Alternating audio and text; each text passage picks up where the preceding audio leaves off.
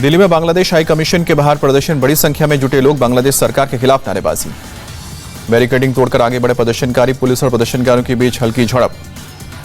बांग्लादेश में हिंदू युवक की हत्या का विरोध, कोलकाता में हिंदू संगठनों का मार्च, बीजेपी नेता शुभेंदु अधिकारी भी शामिल हुए। आंदोलनकारियों ने अंतरिम सरकार को उखाड़ फेंकने की धमकी दी है, कहा कि कातिल नहीं पकड़े गए तो यूनिस सरकार को जाना होगा। उस्मान हादी के बाद बांग्लादेश में एक और नेता पर हमला, एनसीपी लीडर मोतालेब सिकदार के सिर में मारी गई गोली, अस्पताल में भर्ती। ढाका में हिंदू समुदाय के लोगों ने ह्यूमन चेन बनाकर किया प्रोटेस्ट, चिटगांव, खुलना और मायमनसिंह जिले में भी प्रदर्शन, हिंदुओं के ऊपर हो रहे अत्याचार रोकने की मांग। भारत के एक्शन से बौखलाए बांग्लादेश, भारत में बांग्लादेशी हाई कमीशन ने काउंसलर और वीजा सेवाओं को अस्थायी रूप से निलंबित किया। बांग्लादेश में हिंसा पर बहुत बड़ा खुलासा, मुनीर बांग्लादेश में आईएसआई का ढाका सेल बनाया, पाकिस्तानी ब्रिगेडियर कर रहा है ढाका सेल का नेतृत्व।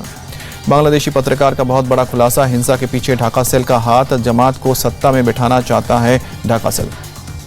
हर महीने करीब 20 करोड़ टका खर्च करने का एजेंडा, ड्रग्स तस्करी और नकली नोट से फंड जुटा रहा है। बांग्लादेश में एक हिंदू की लिंचिंग की घटना पर टीएमसी नेता कुणाल घोष का बयान, बोले कि वो एक अलग देश, केंद्र सरकार को कुछ करना चाहिए। कुणाल घोष का बयान, हम बांग्लादेश में हो रही हिंसा की निंदा करते हैं। कांग्रेस के सांसद दिग्विजय सिंह ने कहा कि बांग्लादेश में जब से आंदोलन होकर सरकार बदली है, वहां सारे तत्व हैं जो धार्मिक उन्माद फैलाकर राजनीति करते हैं। दिग्विजय सिंह का बयान, बोले कि हम बांग्लादेश में हमारे हिंदू भाई और ईसाइयों के साथ जो हो रहा है उसकी घोर निंदा करते हैं। काठमांडू में सड़कों पर उतरे लोग, बांग्लादेश में दीपू चंद्र दास की मॉब लिंचिंग के खिलाफ प्रदर्शन किया। लोगों ने बैनर पोस्टर लेकर जताया विरोध, बांग्लादेश की अंतरिम सरकार के खिलाफ भी नारेबाजी। कांग्रेस नेता राहुल गांधी ने बर्लिन में मोदी सरकार और बीजेपी पर निशाना साधा, कहा कि संविधान को खत्म करने की कोशिश कर रही है बीजेपी। राहुल ने अपने संबोधन में कहा, बीजेपी देश की संस्थाओं पर कब्जा कर उनका इस्तेमाल अपने राजनीतिक हितों के लिए कर रही है, इसको लेकर विपक्ष लड़ रहा है लड़ाई। बंगाल में एसआईआर को लेकर सीएम ममता का दावा, कहा कि 1.5 करोड़ से ज्यादा वोट काटने की तैयारी में बीजेपी, 50 बाइक्स पर बिहार से आए लोग। ममता बनर्जी का बड़ा बयान, पैसों के दम पर मुसलमानों को बांट रही है बीजेपी को देश को खत्म करने में दम लगा दूंगी। बीजेपी नेता शुभेंदु अधिकारी का ममता बनर्जी पर एसआईआर को लेकर झूठ बोलने का आरोप, कहा कि टीएमसी तुष्टीकरण और मुस्लिम वोट के लिए कर रही है दुष्प्रचार। एसआईआर को लेकर बीजेपी का ममता बनर्जी पर निशाना, अमित मालवीय बोले 12 राज्यों में सिर्फ ममता कर रही हैं विरोध, अवैध फेक वोटर्स को नहीं बचा पाएंगी। मुंबई में शिंदे गुट के नेता राहुल शिवाले की पत्नी कामिनी शिवाले पर वार्ड में मतदाताओं को साड़ियां बांटने का आरोप, ठाकरे गुट ने आदर्श आचार संहिता के उल्लंघन का आरोप लगाया।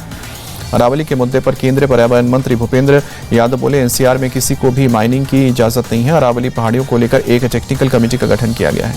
राजस्थान के पूर्व सीएम अशोक गहलोत ने अरावली को लेकर केंद्रीय मंत्री भूपेंद्र यादव के दावे को खारिज किया, कहा कि ये पूरी तरह भ्रामक और तथ्यों से परे है। कांग्रेस नेता सचिन पायलट बोले, अरावली के मुद्दे पर सरकार बुरी तरह से बेनकाब हुई है, 26 दिसंबर को जयपुर में करेंगे बड़ा विरोध प्रदर्शन। अरावली को लेकर हो रही राजनीति पर बोले राजस्थान के सीएम भजन लाल शर्मा, लोगों को बरगलाना बंद करे विपक्ष, हम किसी भी तरह से अरावली से छेड़छाड़ नहीं होने देंगे। आचार्य प्रमोद कृष्णम का कांग्रेस पर अटैक, कहा कि नेशनल हेराल्ड के मामले में चोरी हुई है, ये केस बहुत लंबा चलेगा। लखनऊ में किसान सम्मान दिवस के अवसर पर कार्यक्रम, मुख्यमंत्री योगी आदित्यनाथ कार्यक्रम में शामिल हुए। जम्मू कश्मीर के अवंतीपुरा में आतंकियों का सहयोगी गिरफ्तार, हथियार और गोला बारूद बरामद। एनआईए की डीजी सदानंद दाते की महाराष्ट्र कैडर में वापसी हुई, महाराष्ट्र का डीजीपी बनाने की चर्चा, 1 अप्रैल 2024 को एनआईए चीफ बने थे।